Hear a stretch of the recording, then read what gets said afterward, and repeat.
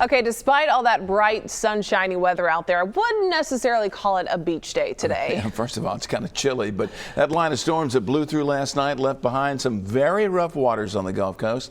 Fox 10 News' Lee Peck now joining us live from Gulf Shores. And Lee, it looks like it's pretty windy down there.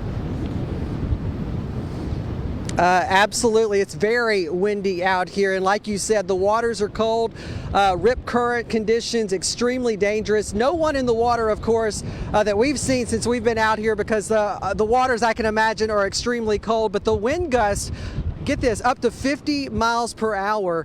8 to 9 feet surf, not only along the Gulf Coast, but down the Panhandle expected for the next couple of days.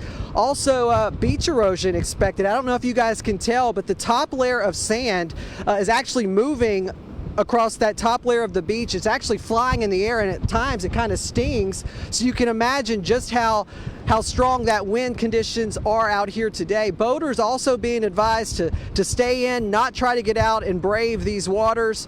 This is not something that we're running away from, like, you know, with a tropical storm situation, but at times I can tell you, getting out of the car, the door swings open. Out here you kind of have to get your bearings, because it does at times feel like a tropical situation with these winds. But nonetheless, it is a very beautiful day out here. It's not, like you said, not a typical beach day, but we've spoken to several visitors here along the Gulf Coast, and they're just in awe at what they're seeing. Take a listen.